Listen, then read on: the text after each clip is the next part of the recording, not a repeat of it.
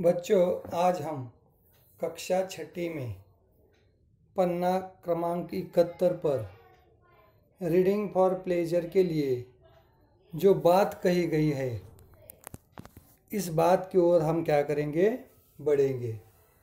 जैसे इसके पहले भी हमने इसका अध्ययन किया है। रविंद्रनाथ ठाकुर बीमार हो गए। डॉक्टर ने उन्हें पूर्ण विश्राम करने को कहा। गुरुदेव रविंद्रनाथ ने शांति निकेतन की स्थापना की थी। वहाँ भारतीय संस्कृति के अनुकूल शिक्षा देने के लिए गुरुदेव ने एक आश्रम ही खोल दिया। वृक्षों की शीतल छाया में बैठकर वहाँ सभी छात्र छात्राएं विद्या ग्रहण करते थे। वे अपने सभी काम अपने हाथों से करते थे। रविंद्रनाथ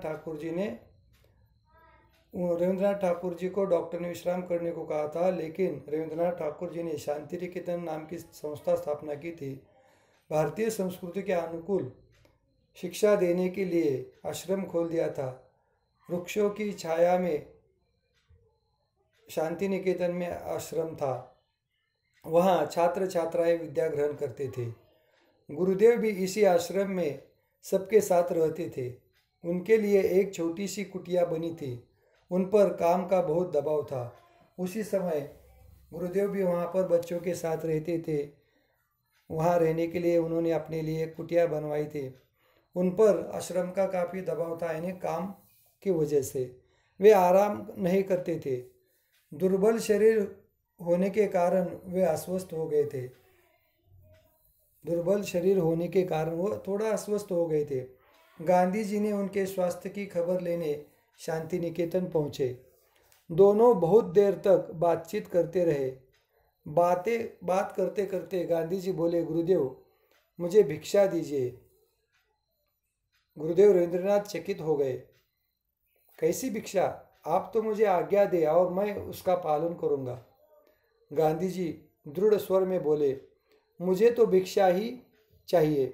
गुरुदेव ने कहा, ठीक है, जैसी आपकी इच्छा। बताइए मुझे क्या देना होगा।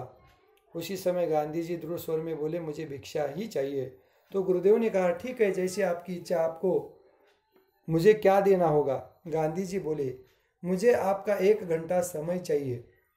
आपको प्रतिदिन दोपहर के भोजन के बाद 1 घंटा विश्राम करना होगा। देखो, गांधी जी रविंद्रनाथ ठाकुर जी के स्वास्थ्य के लिए कामना कर रहे थे। उनका 1 घंटे का समय वो विश्राम करने के लिए उन्होंने उनसे भिक्षा के रूप में मांगा।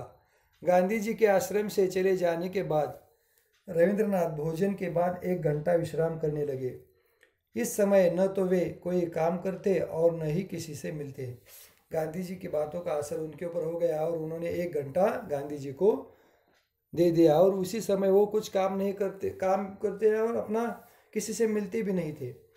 एक दिन क्षिति मोहन सेन, जो एक महान विद्वान थे, गुरुदेव से मिलने आए, पर द्वार भीतर से बंद था। भीतर से यानी अंदर से। द्वार खटखटाया तो भीतर से आवाज़ आई, मेरी कुटिया का द्वार अभी नहीं खुलेगा। तो अंदर से आवाज़ आई, मेरी कुटिया का द्वार अभी नहीं खुलेगा। सबसे प्रेम पूर्वक 24 घंटे मिलने वाले गुरुदेव के शब्द सुन क्षिति मोहन जी ने पूछा, आप भीतर क्या कर रहे हैं? आगे क्षिति मोहन की आवाज़ पहचान कर रविंद्रनाथ ठाकुर बोले, क्षिति, मैं गांधी जी को भिक्षा दे रहा हूँ। चकित क्षिति मोहन बाहर बैठ गए। थोड़ी देर में कुटिया का द्वार खुला। रविंद्रनाथ हाथ पकड़कर उन्हें भीतर ले गए। यानी क्षिति मोहन जी को रविंद्रनाथ हाथ पकड़कर भीतर यानी अंदर ले गए। आराम से कुर्सी पर बैठाकर पूरी बात कह सुनाई। दोनों के ठहाकों की आवाज़ें बहुत देर तक वहाँ गूंजती रही। ठहाका मारना यानी हंसने की आवाज़ें बहुत देर तक वहाँ कुटिया में गूंज रही थी। इस तरह से इस मज़ेदार किस्से को महात्मा गांधी जी, रविंद्रनाथ टैगोर और साथ क्षिति मोहन जी, जो उनके हमेशा भीतर रहते थे, इन्हीं के बारे में आज हमने एक किस्से के माध्यम से इस रीडिंग फॉर प्लेजर का जो किस्सा है, कितनी मज़ेदार बात इसका अध्ययन किया। और हमें भी अपने स्वास्थ्य की चिंता करते हुए, स्वास्थ्य की ओर ध्यान देते हुए, हमें भी 24 घंटे में कम से कम 8 घंटा नींद और बाकी काम समय पर करने चाहिए और स्वास्थ्य की ओर ध्यान देना चाहिए। इस तरह से आज हमने कितनी मज़ेदार बात है पन्ना नंबर 71 के ऊपर जो किस्सा था उसका अध्ययन किया। इसके ऊपर एक सवाल मैं आपको देता हूँ।